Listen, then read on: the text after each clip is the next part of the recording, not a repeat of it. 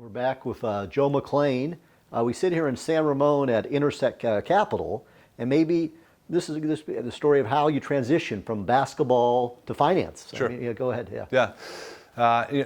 At that point, I was pretty bitter with sports. I honestly wanted to run away from it because it just didn't work out the way, the posters on my wall. I didn't become one of those. So I ran away from it, went back to grad school, learned a lot more about finance, and then started work for a great company called Franklin Templeton. And I still have mentors there today. They taught me a lot about the business, about people, about how it's actually in life. It's really not about who you know; it's what people know about you.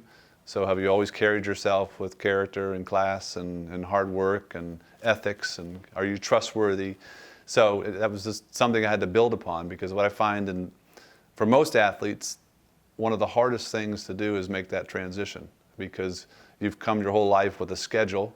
Everyone's always told you where to be and when to be there, from 8 a.m. to 8 p.m. And so what I found is one of the things I miss the most leaving sports, and I think this is the case for most other athletes, is that it's not the games or the fans, it's really the bus rides, it's the locker room, it's the camaraderie you had with your teammates. And so for us in business, it was trying to define really who's going to be on your bus now. And if you've ever read the book Good to Great, they always talk about, if you ever build a business, you want to get the right people on the bus. And so I just decided to build a business career outside of sports, try to kind of build my own new locker room. And it took a lot of networking, and I went around and did hundreds of meetings asking people questions about what they do. Right. And eventually over time figured out that I could be a coach, but it wasn't going to be in sports. It was going to be with people's money. And so I went on about an 8-year career just managing money for individuals and learning about what they were trying to do with their life, and try to put a process in place that gave them some type of stability.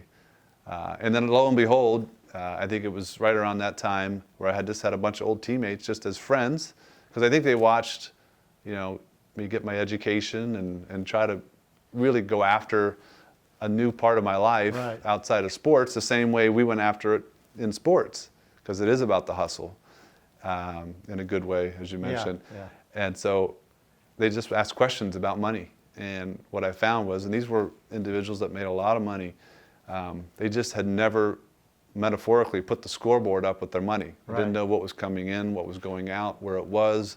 Were these investments paying them income? Because most of them are retiring in their 30s. Right.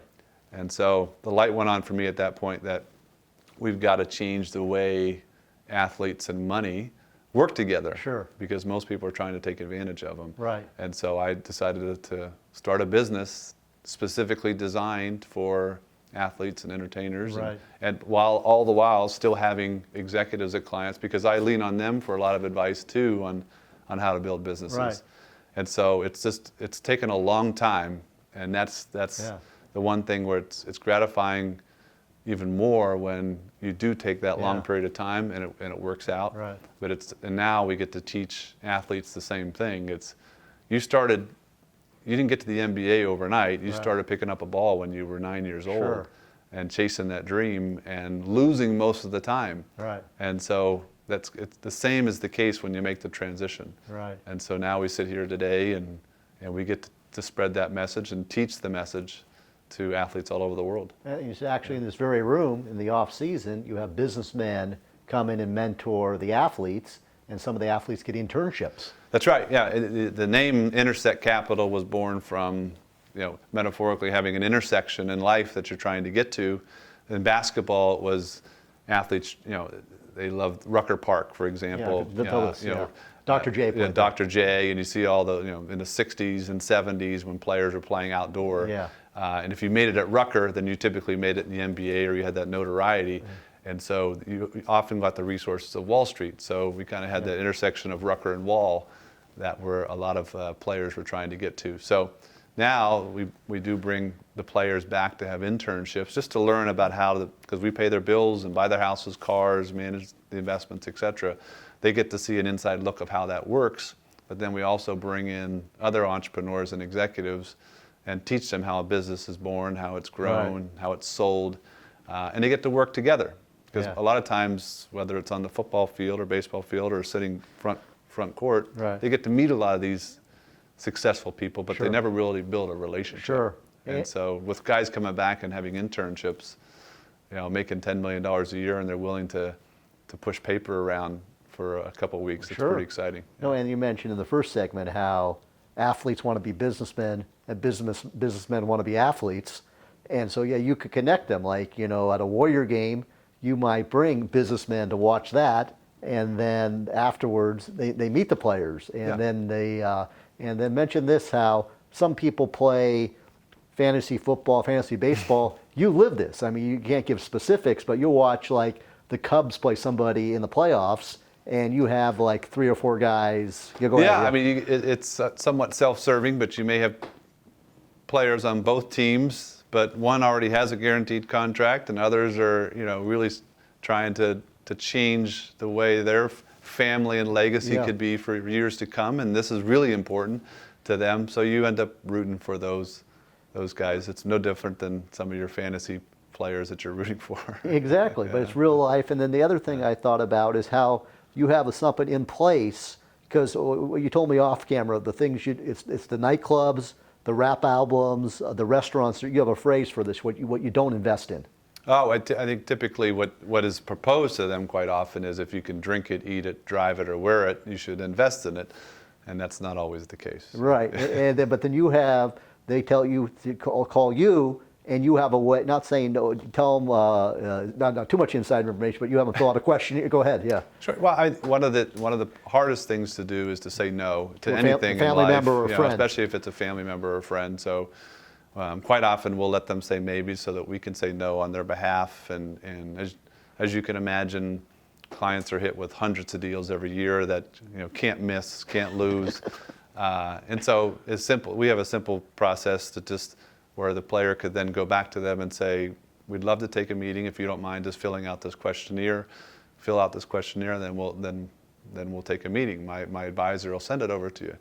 And so, as you can imagine, 99% of the time, no one ever even fills it out. Right. And when they do, we take meetings. Take the meetings. Yeah, Exactly. and something could work out. Absolutely.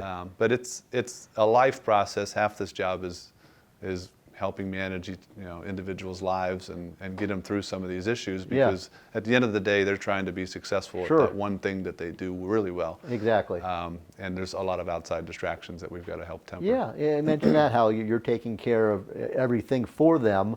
I mean, I think you finally not outsourced, but you got people helping you, because you were getting a lot of texts.